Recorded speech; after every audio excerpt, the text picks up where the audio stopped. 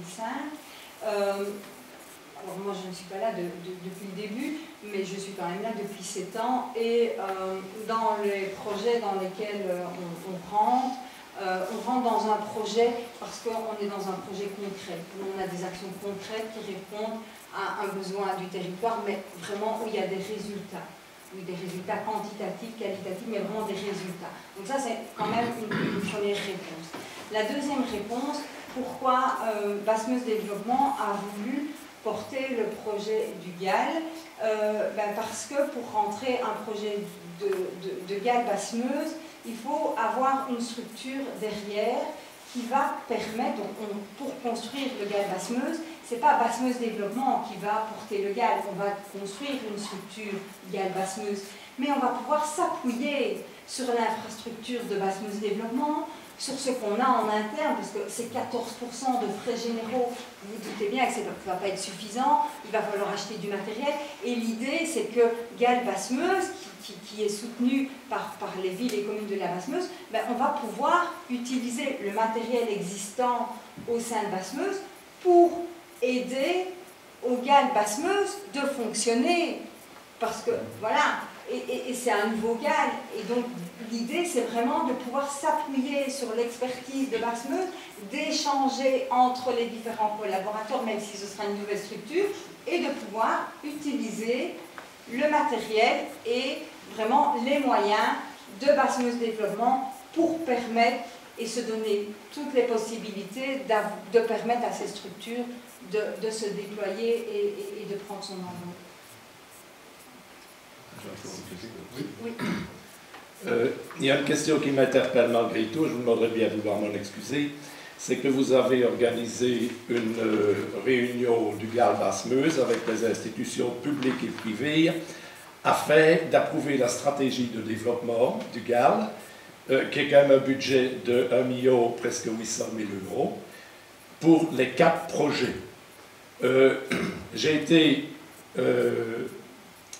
Comme vous nous avez informé que vous avez fait de nombreuses réunions préparatoires, et j'en conviens certainement, mais la réunion que vous avez faite ici pour approuver la stratégie de développement me laisse à penser que c'est une réunion qui devait répondre à des critères administratifs, parce que vraisemblablement, il y a eu peu d'engouement pour cette réunion, du fait qu'il n'y avait que 20% du secteur public qui était présent, et que l'ensemble, le quorum a été atteint avec 14 personnes sur 27, juste pour avoir la moitié.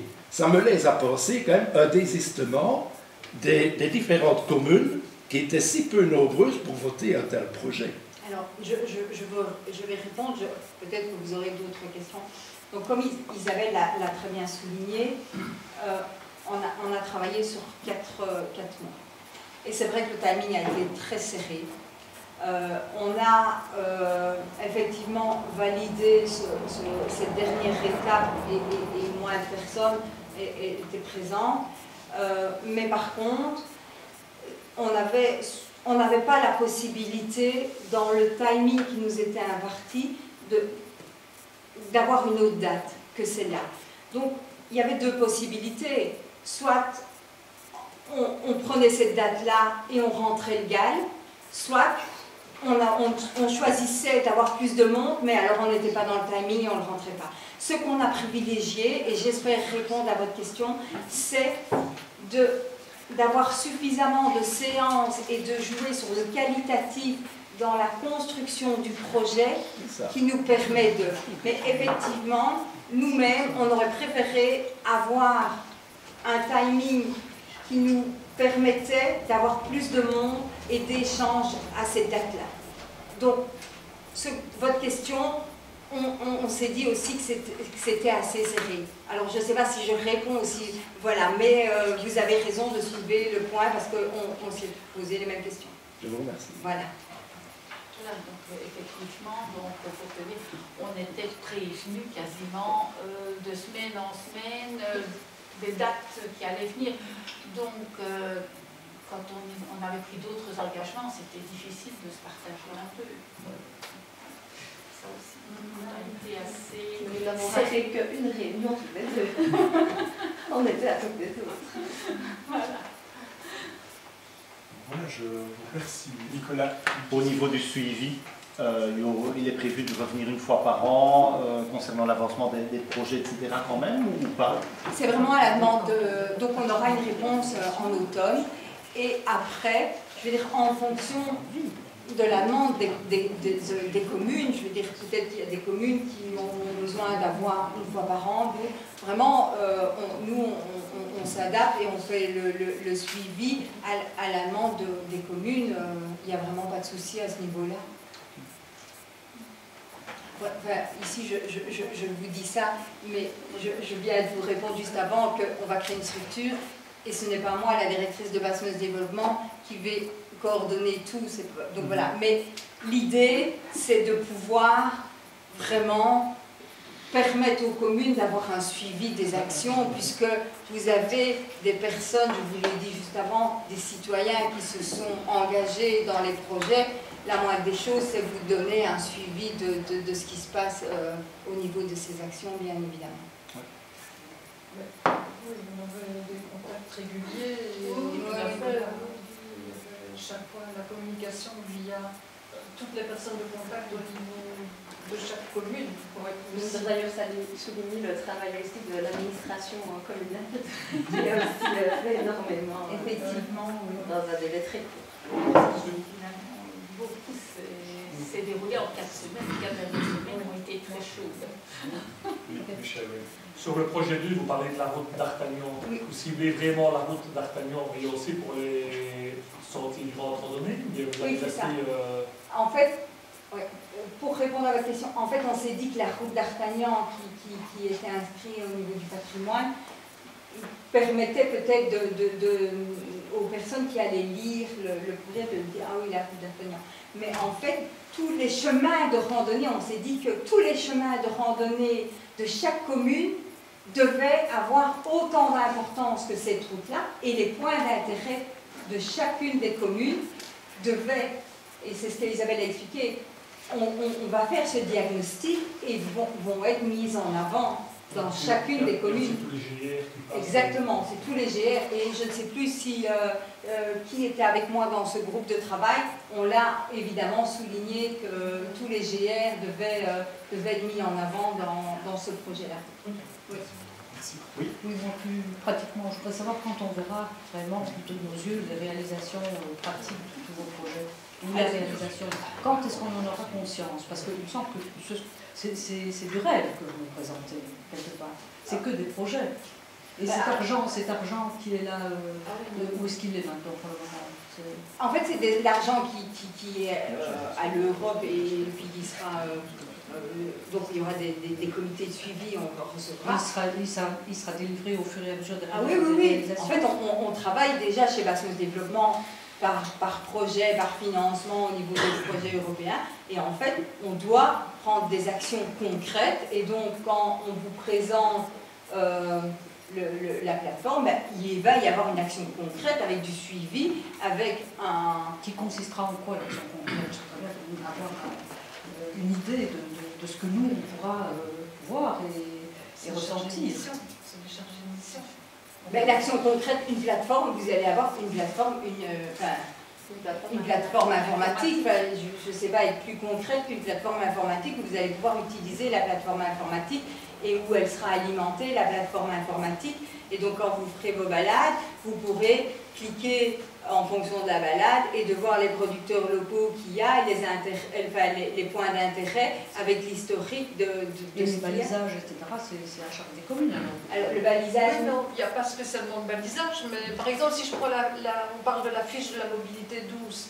La mobilité douce, elle ne va pas arriver comme ça dans les communes. Il faut toute une réflexion, toute une sensibilisation selon les axes qui ont été définis sur base des pré-projets. Donc l'axe scolaire, c'est sûr qu'on ne va pas le charger de mission, hein, puisque c'est principalement le salaire d'une personne pendant 4 ans. C'est ça le budget, hein, avec quelques petites actions de sensibilisation, de promotion, pour la mobilité douce, l'achat d'un vélo, c'est un peu la moindre des choses, mais ça ne va pas être construire des pistes cyclables et tout ça, ça va être plus un travail de sensibilisation et de mise en œuvre. Par exemple, il y avait aussi, ça a intégré le projet à vélo sans âge, donc c'était pour avoir des partenariats de déplacement avec les entrepôts et les personnes âgées.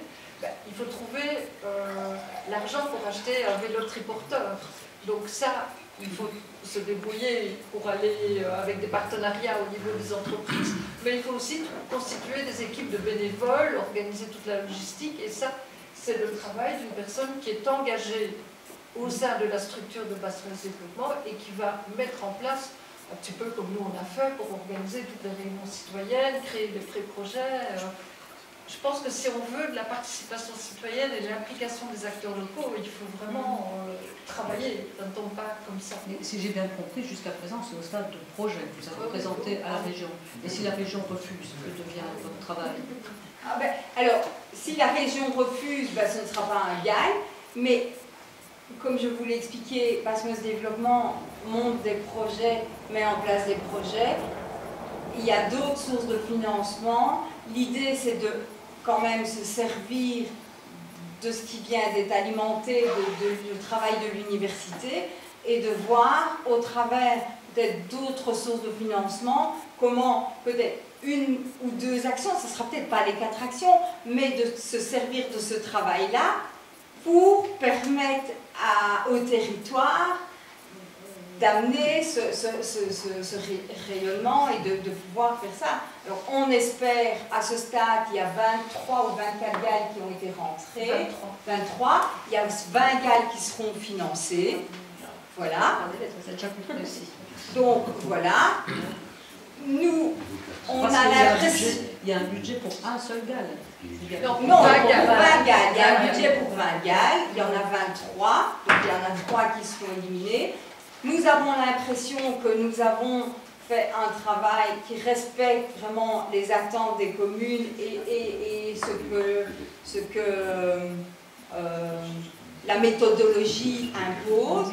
À un moment donné, on a pris sur la décision, mais quelle que soit la décision, le travail qui a été fait au niveau du terrain, on espère que ce sera financé dans le GAL, mais sinon, ça ne sera pas en vain. Ça nous servira, je vais dire, les projets européens arrivent, et il y a toujours des projets européens, et ce travail nous permet à Basse-Meuse Développement, qui est l'agence de développement économique et territorial de cette commune de la Basse-Meuse, de mettre en place différents projets. Alors, je ne vais pas m'engager, moi, en tant que directrice, de dire que si on n'a pas le financement, on va mettre en place ces 4 projets.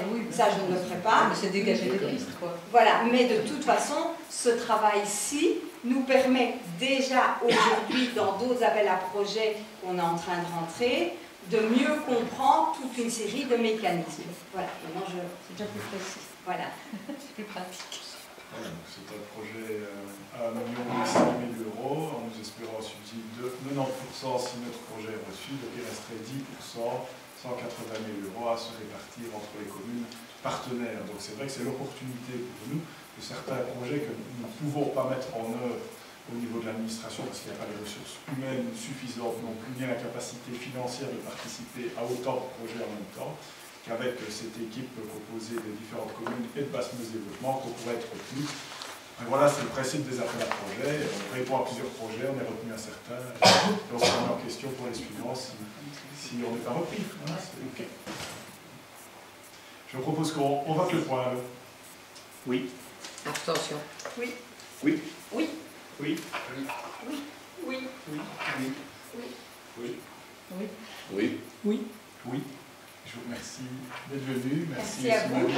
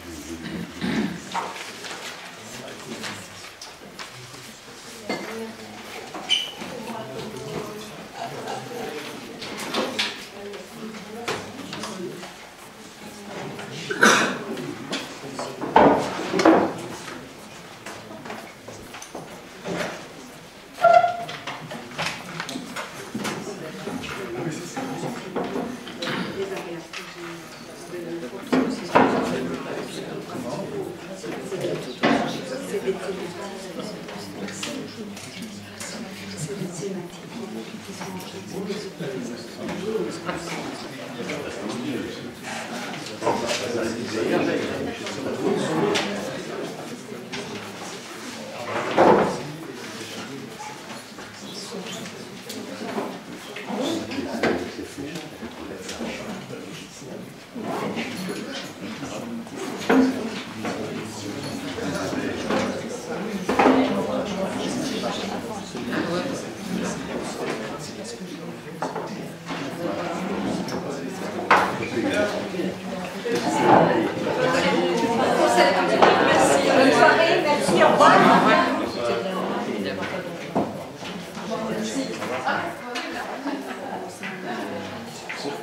vous propose de poursuivre.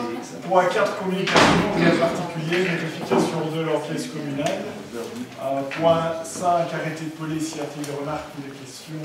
Non. Point 6, enseignement, plan de pilotage, ajustement. Ariane, je te cède la parole sur le classique de ces quelques modifications. Oui, donc en fait, vous aviez donc déjà précédemment voté, marqué votre accord donc, sur le précédent plan de pilotage, que vous envoyez donc au DCE, directeur, au délégué par des contrats d'objectifs. Ceux-ci ont fait l'objet de diverses remarques. Essentiellement, c'est parfois la stratégie ou les actions étaient bien identifiées, mais n'étaient pas en adéquation. Et donc, dans un souci d'efficience et d'efficacité, le DCE donc, a demandé à chaque établissement, chaque direction, de repréciser certaines stratégies. Et donc, voilà, donc, tout ceci a déjà été concerté lors du conseil de participation, la COPALOC, et donc les dernières régions, avant de retourner à la Fédération Wallonie-Bruxelles et donc au délégué du contrat d'objectifs, nous devons passer les 3 dossiers, revalider, valider à nouveau ces plans de pilotage modifiés. Merci Ariane. Y a-t-il des questions? Je propose qu'on vote le point. Oui. Oui. Oui. Oui. Oui. Oui. Oui. Oui. Oui. Oui. Oui. Oui. Oui. Oui. Oui. Donc, Oui. je disais juste à Arnaud, mais je vous remercie. Et c'est juste à Arnaud, je voulais encore juste prendre la parole pour, je pense que je l'ai déjà fait précédemment, mais quand même souligner le travail qualitatif que nos équipes pédagogiques ont entrepris. Car de manière générale, je veux dire, vous l'entendez même, quelle que soit la commune, ces plans de pilotage et toute réforme est toujours accueillie un peu frileusement parce que bon, voilà, ça demande du changement et nous sommes des êtres humains et nous sommes frileux au changement. Et donc, malgré voilà, beaucoup de réserves, les enseignants et les enseignantes ont fait un travail vraiment qualitatif accompagné par leur direction. Et ce travail qualitatif a notamment été souligné par les différents DCE et par la Fédération Wallonie-Bruxelles qui remercie vraiment tout le monde et aussi le PE pour son investissement, car c'est vrai qu'il faut savoir que dans d'autres communes, certains directeurs se sont renfermés une semaine, un jour dans son bureau pour rédiger tout ça. Or, ce n'était pas du tout l'objet. À la LEM, au sein du PE, ils ont vraiment fait un travail de réunion, de participation, de concertation. Et donc, ça transpirait, ça se reflétait très fort dans nos plans de pilotage. Et donc, voilà. Je pense que c'est marqué dans les rapports, mais je voulais quand même le souligner ici au conseil communal et remercier donc, toutes les équipes. Voilà. Merci Ariane. Point suivant, point 7, octroi de chèques sport communaux, donc règlement 2023. Michel, je te cède la parole. Donc le chèque sport, il n'y a rien qui change par rapport aux années précédentes, c'est toujours 50 € pour un chèque sport pour un enfant de 0 à 17 ans et soit pour une personne à mobilité réduite. Il y a un budget de 4 000 €. Il faut savoir qu'en 2021, on en avait eu 63 et qu'en 2022, on en a eu 45. Évidemment, avec la hausse des salaires, il y en a beaucoup qui sont tombés de la tranche au-dessus qui n'ont pu avoir des chèques sport. Y a-t-il des questions, des remarques? Je propose qu'on vote le règlement chaque sport. Oui. Oui. Oui. Oui. Oui. Oui. Oui. Oui. Oui. Oui. Oui. Oui. Oui. Oui. Oui. Point 8, nous avançons. Patrimoine communal, nous reparlons du petit chalet de Morcoux. Au vieux dossier datant d'avant la fusion des communes que nous essayons de régulariser. Je vous avais dit au conseil communal, on essaye d'avancer, étant donné que c'est en zone inondable, on aimerait bien récupérer la pleine possession du bien. Je vous ai dit, si on a une direction, c'est possible qu'on revienne en arrière pour ajuster. C'est le cas aujourd'hui, donc on reviendra au prochain conseil communal. Donc on retire l'avis de principe de la dernière fois, parce que la question au niveau de la forme, on ne doit pas parler d'achat, mais d'accord transactionnel et de sortie de bail.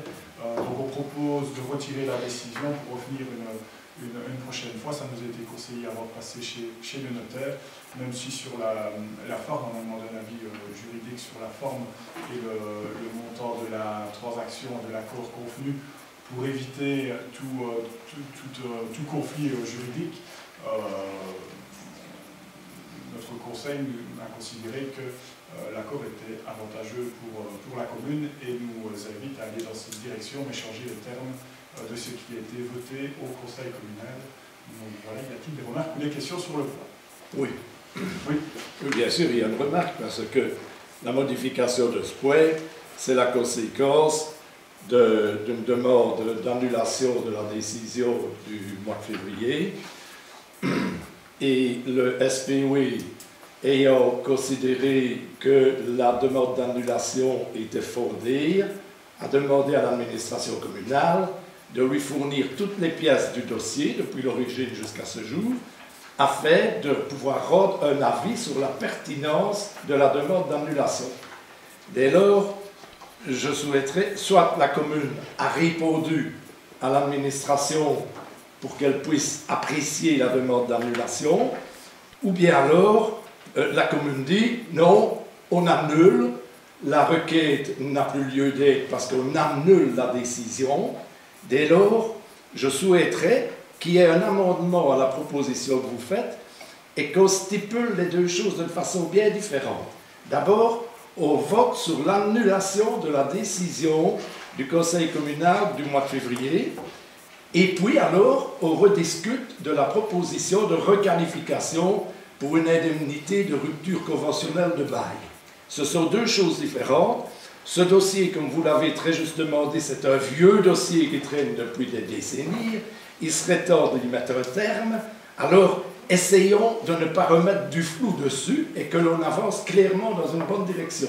Je vous demande donc de bien vouloir voter sur l'annulation, mais voter sur l'annulation, je me suis renseigné, comme je le pouvais, évidemment, je n'ai pas des conseils à ma disposition, mais selon les recherches que j'ai pu trouver, j'ai vu que pour annuler une décision, il n'existerait pas de procédure spécifique pour qu'un conseil communal en Wallonie puisse annuler une décision qu'il a prise antérieurement. Toutefois, il doit la modifier ou l'annuler en respectant les mêmes règles que pour l'adoption de la décision initiale. C'est-à-dire que ça doit être inscrit à l'ordre du jour, on doit respecter le quorum, on doit voter après motivation de la décision. Or, la motivation de la décision d'annulation, vous l'avez très bien dit dans le projet, qu'il n'appartient plus à la commune de décider l'achat d'un bâtiment qui lui appartient déjà par acquisition. Donc, voilà la motivation trouvée pour l'annulation.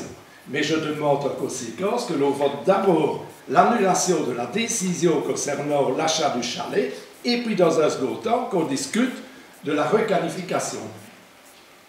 Monsieur Cléchet, on ne découpe pas les points, il y a toujours une motivation qui est liée à une décision, donc là le retrait fait annulation.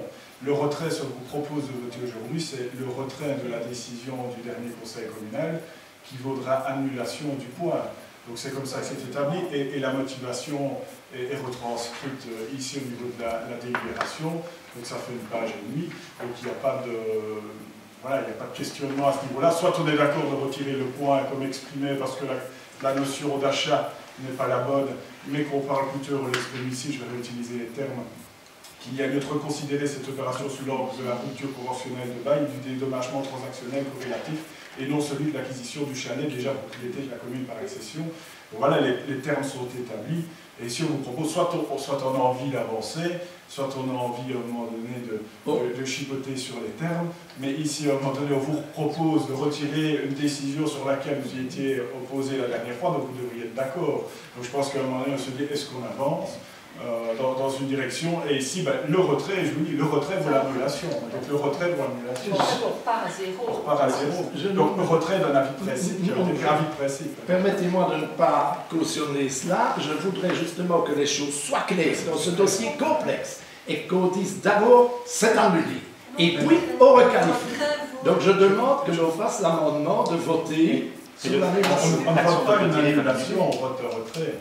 On vote un retrait. Et la retrait vaut annulation. On retire la décision de janvier. Donc c'est comme si elle n'avait jamais existé. En fait, on repart à zéro et la fois prochaine, dans 2 mois, quand on sera prêt, parce qu'on est en contact avec le pour être correct tout à fait au niveau juridique, le point reviendra sur la table du conseil communal. Oui, donc maintenant nous allons devoir débattre sur la requalification du dossier. Non, c'est le retrait de la décision de janvier. C'est la décision.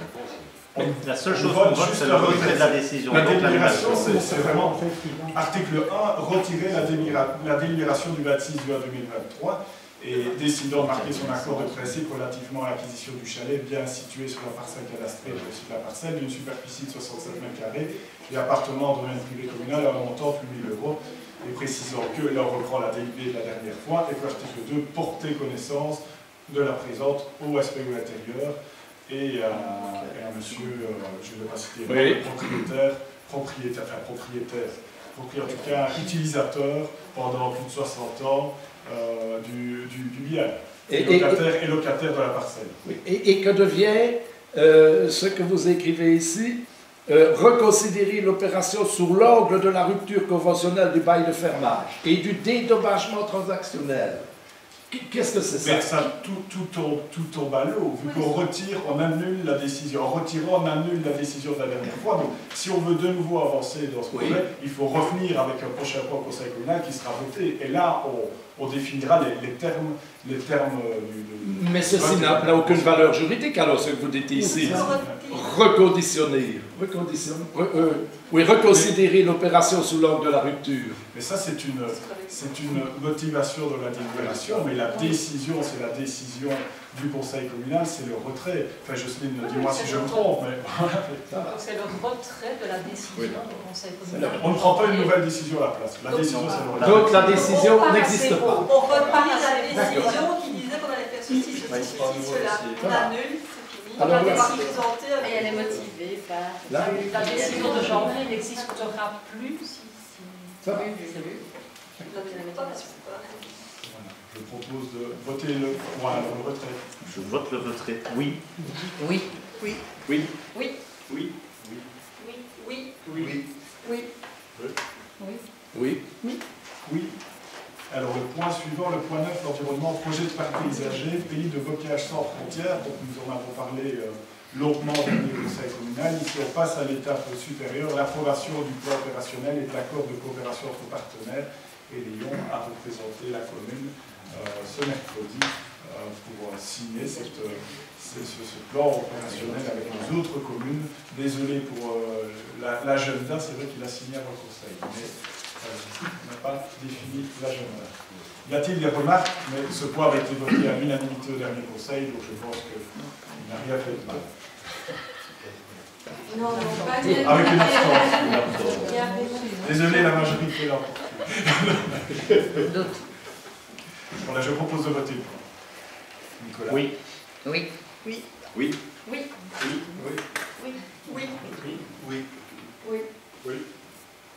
Moi, je m'abstiens.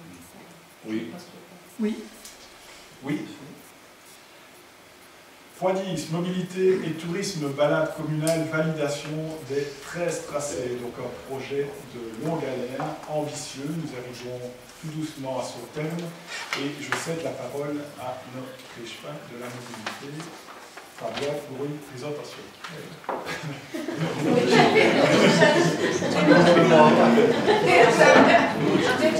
Je voyais ça depuis tous les jours. Encore les croques.